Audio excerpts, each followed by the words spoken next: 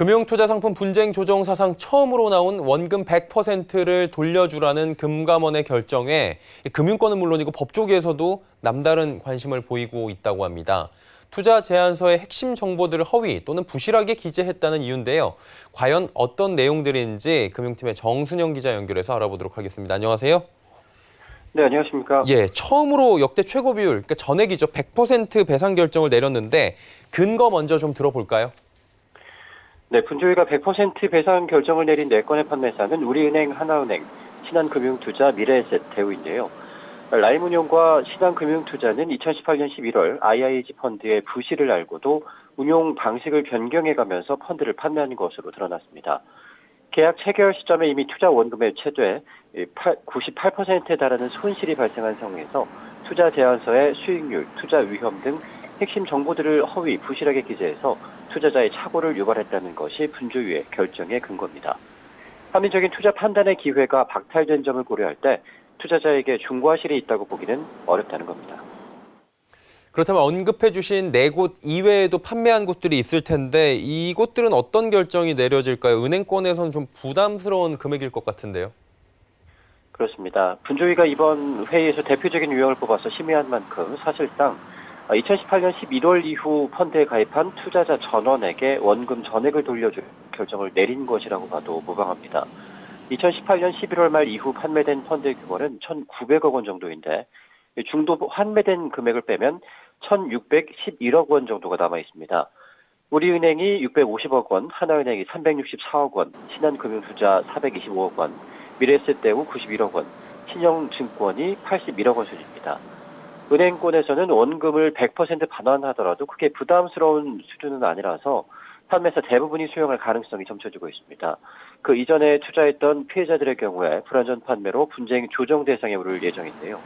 하지만 플루토 TF1호를 뺀 나머지 3개 모펀드는 손실 확정까지 시간이 걸리기 때문에 언제 분쟁 조정을 시작할 수 있을지는 아직 결정되지 않았습니다.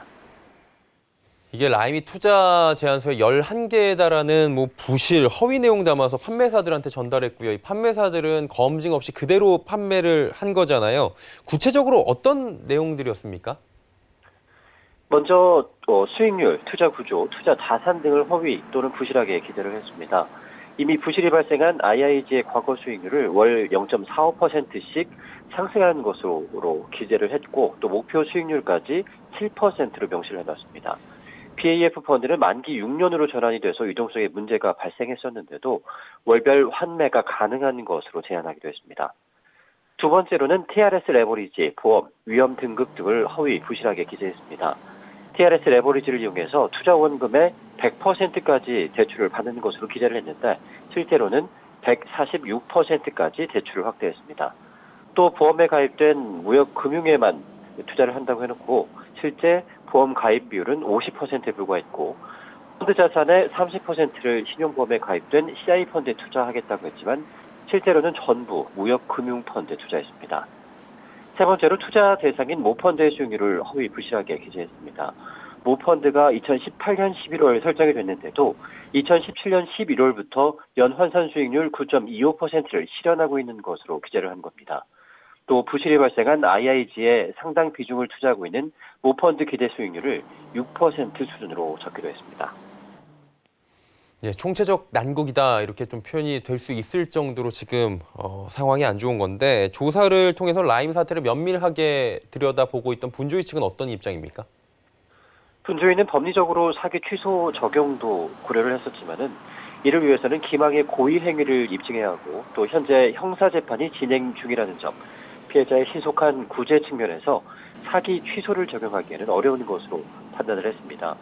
TLF의 경우 마이너스에서 판매됐더라도 장내 금리 회복 가능성이 높았지만 라임펀드는 IIG 펀드 자체가 이미 부실이 발생했고 더 이상 회복하기 불가능한 상태이기 때문에 이 같은 결정을 내리게 됐다고 밝혔습니다.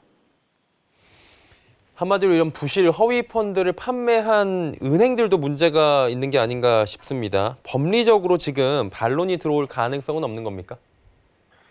금융당국은 이번 결정에 법적으로는 문제가 없다는 입장입니다. 착오에 의한 계약 취소를 인정한 2016년 대법원 판례가 있기 때문인데요. 피닉스 사모특별자산 투자신탁 제14호 펀드입니다.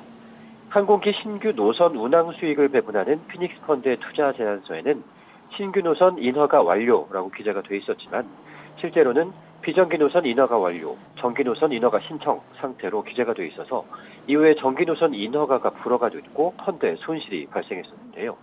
당시 펀드를 판매한 우리은행과 NH투자증권, SK증권을 상대로 투자자들이 소송을 진행한 결과 대법원이 착오에 의한 계약 취소를 인정해서 투자 원금 전액 반환이 이뤄진 바가 있습니다. 이번 분조의 결정은 권고 사안입니다. 그렇기 때문에 판매사가 조정안을 거부한다면 법정 다툼까지 비화될 수 있다고 합니다. 금융감독원은 이럴 경우를 대비해서 투자자들에게 대한 법률 지원을 제공할 계획이라고 합니다. 모쪼록 양측의 조정안이 별 탈 없이 수용되길 기대해 보도록 하겠습니다. 정순영 기자와 함께했습니다. 고맙습니다. 고맙습니다.